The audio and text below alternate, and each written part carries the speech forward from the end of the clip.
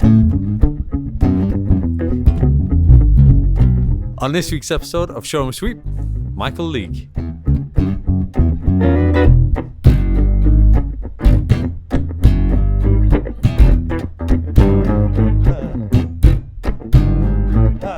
That's cool.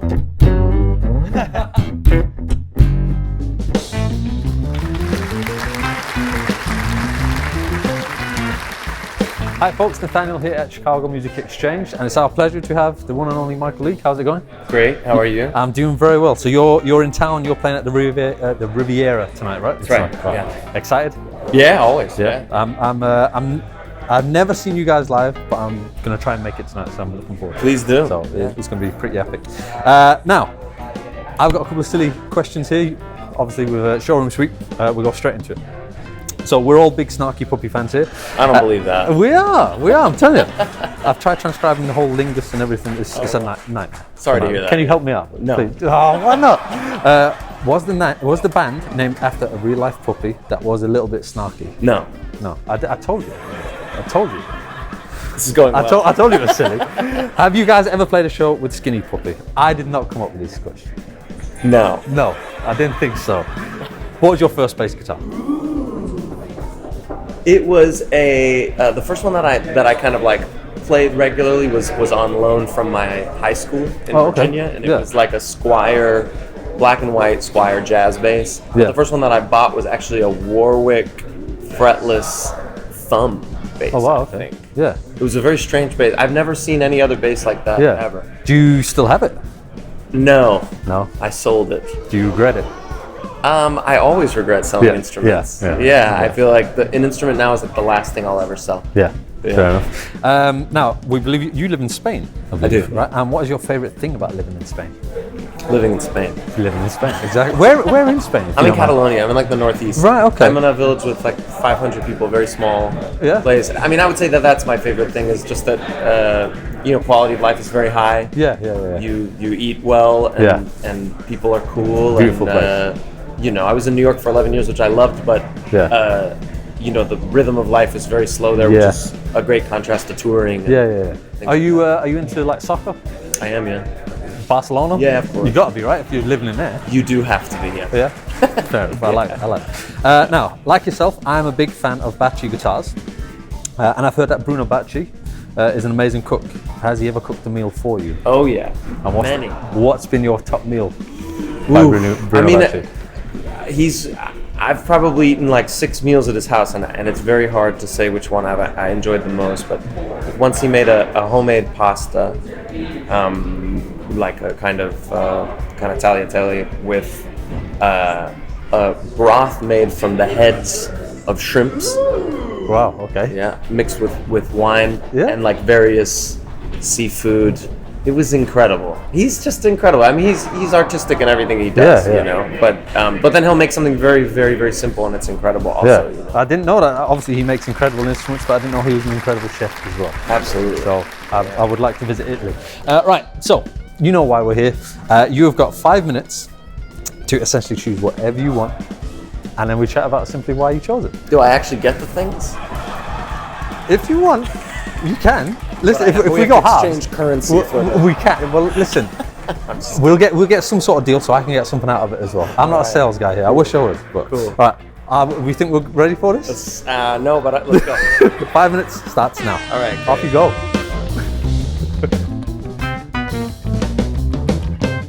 I want this. Oh wow. Cool. I'll grab it off you. That's amazing. Now 2 more things, right? Yep. Don't forget the bass and the synth, and there's acoustics, there's pedals, there's all sorts.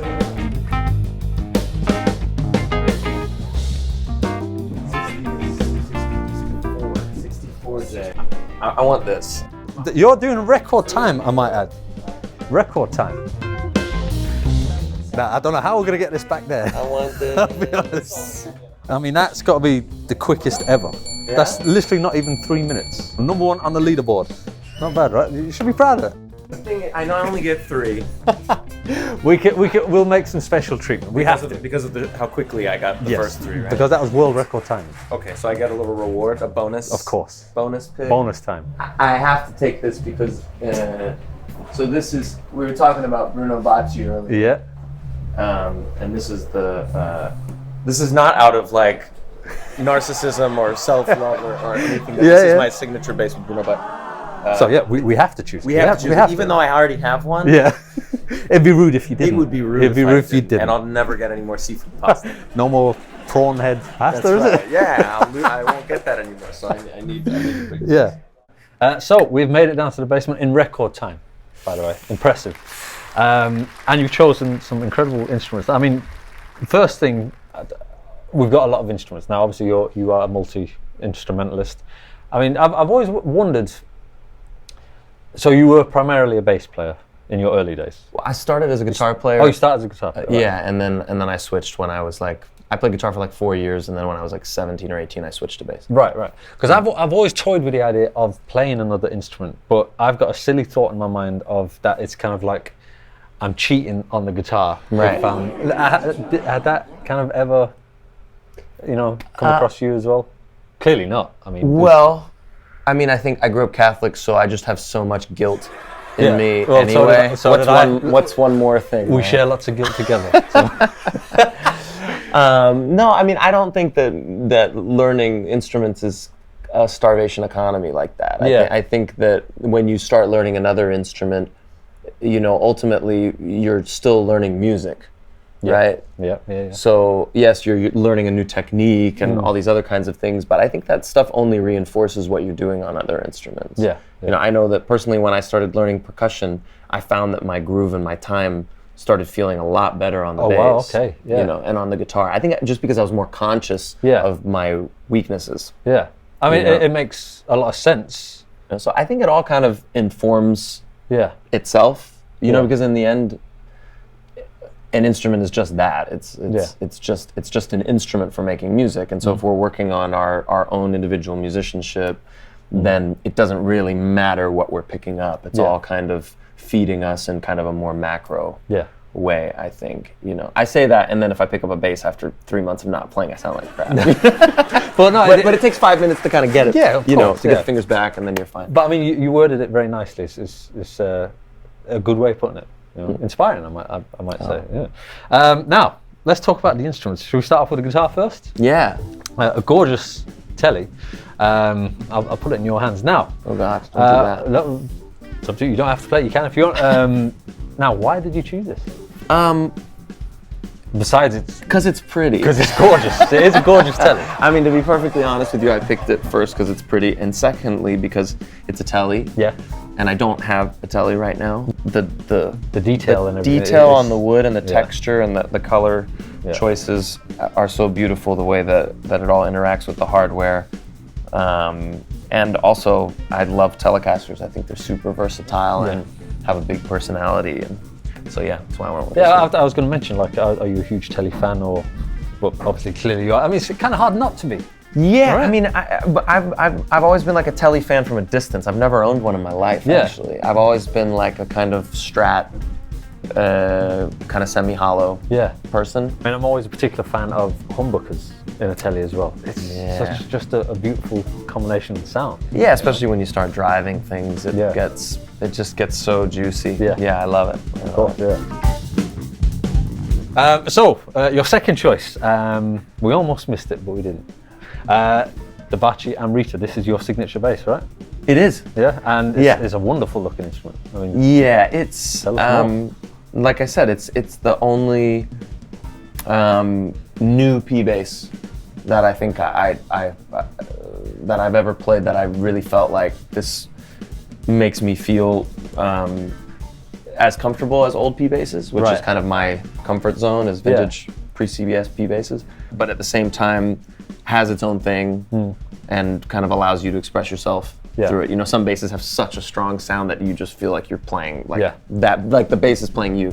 And this one, I feel like it gives you a lot of space to do your thing, but it still has a lot of the stuff that's beautiful about vintage Ps. And also, I mean, of course, it looks amazing, and it's masterfully built by one guy on a hill in the Tuscan countryside. I mean, a guy who really cares. Bruno really cares about every detail of what he does. So I really appreciate that. Yeah. I mean, it's obviously a very striking looking instrument, and I mean, what are the wood, for example? Yeah, I mean, from what he told me, you know, he made these basses from a tree that had been dined upon. Right, but been ravaged. Ravaged by woodworms. Yeah, and it's got a very unique look. I mean, it looks great. Yeah, it's crazy. I mean, it's it's beautiful. You know, I mean, I like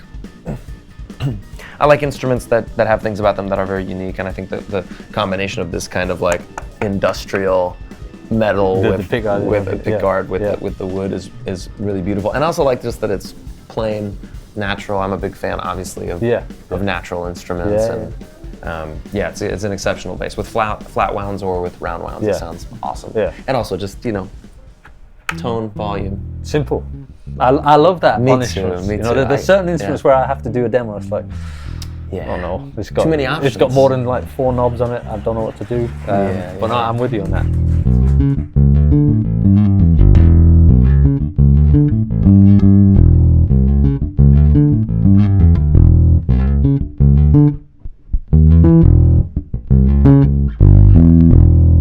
It's cool, man. I mean, sounds great. Yeah, I haven't. Yeah, even bright. It's. I generally play with the tone super low.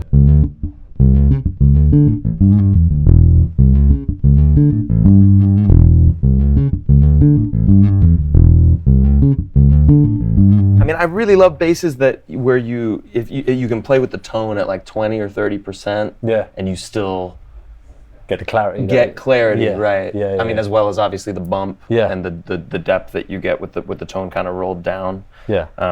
Oftentimes, actually, on certain P basses, that can be a problem. Right. Where like when you roll the tone all the way up, it sounds amazing, feels great, but then you roll it down to kind of get more body.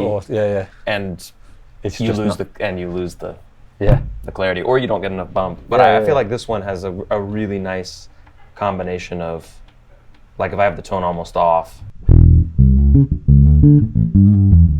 still feels clear. Yeah, definitely. In the lows, or if you have it almost all the way up. It's not like too bright either. It's not hurting. And I mean, this has round wounds, which I normally play with flats. Yeah. But it still feels great and full and deep. Yeah. I mean, is this a dream bass for you? It is, yeah. I mean, when I bought my 59, because I have several precision basses. I have a 75, 76 P bass, which was like the first Fender that I ever bought, and that's the thing that kind of, converted me to the world of vintage Fenders. And then I bought a 65, and then that I found very cheap. And then I found a 51. 51? No, 52. Sorry, right, 51 is the year it was invented, right?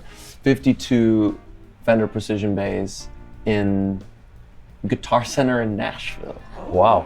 Yeah. Just hanging out on the wall. Hanging out at the top of the wall. And I was like, that can't be real, right? We're really 52, Yeah. And what had happened is someone had ripped out the original 52P pickup and put in like an 80s EMG. Wow. And they just carved into the bass, just like a real hack job, Like, if they're watching, thank you, because it made the bass so cheap, I have you to thank. Wow. And I have a vintage Hofner. I have, a lot of really cool newer basses that get different sounds. Like a vintage J pre-CBS is the last. That's your holy grail. It's the last thing that I need. Yeah. To die spoiled and happy. Right. Is this kind of like a Les Paul burst of the bass world to an extent? I think it's look, there are a lot of basses that sound great, and there are a lot of basses that maybe sound better than vintage Ps or vintage Js or whatever. And by the way, just because it's a vintage P or vintage J does not mean that it sounds good. I mean, I've played a lot of old instruments that are all original and sound terrible. It's really. I shouldn't say it, but there's one or two that are like, yeah, great. of course. Yeah, I know what you mean. But I guess my point is that with vintage P and J basses by Fender, that those sounds have been in our ears on so many classic recordings Yeah. that it becomes a thing that appears to have inherent value, even though it doesn't. It's kind of arbitrary, but the fact that this kind of bass has been played on half of my favorite records, and that a vintage P has been played on the other half of my favorite records. So it's kind of a part of you. It's the way that I hear bass. Yeah. I mean, does it immediately feel like a good bass? Yeah. I mean, it's like, look at this neck. It's like less than an inch. Yeah. I mean, it just feels like history, you know? Yeah. It's got that low output, you know, which I love. So I'll play the same bass lines. Yeah, whatever you want. Oh, wow. That's really interesting. It's a good reaction. That's interesting.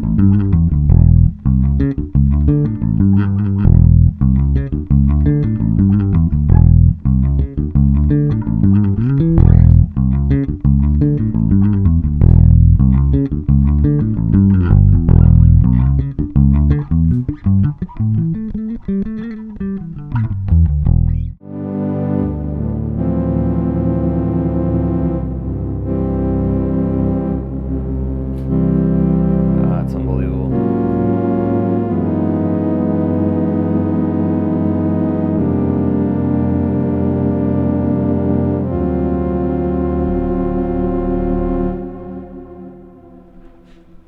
It's just all so nice. I mean, I imagine you could, like, just hours would pass by experimenting on this. I mean, what I did when I first played this, I rented it for a week from a shop in Catalonia to when I was making my solo album. Because I didn't have just like, you know, $9,000 lying around. So it's just strange. Yeah. Being a jazz musician. And so I rented it and I devoted like an entire day and a half to just trying to figure out how it worked. And programming sounds that I thought might be cool, and so that I wouldn't be sitting around in the studio like tracking something and spending an hour and a half chasing a sound, you know, like I like to be able to move quickly. As noted by my 2-minute 49-second. Not bad. So this thing is just, I mean, the way that I think about it is just like everything that's great about every keyboard ever made is in here. Is in the same place, you know. And so actually I don't think it's unreasonable that Moog asks so much money, because what they've done is created, like, up until now, probably the greatest synth ever made. You know, when you say that hours disappear, yes, they disappear, but they disappear with really everything you're playing sounds great. Even if you kind of suck, like me. But no, well, the hours disappear in a good way. You know, of course. Just the sense of having fun and like that exploring. You know? Yeah, because really anything you do still sounds great. You know what I mean? Like, even if you're not a good keyboard player, I'm not a good keyboard player, but you know, you have so much fun, you get so lost in it because the quality of sound is so high, and the ability to create and be creative with the you know, with the elements that they have in the box are amazing.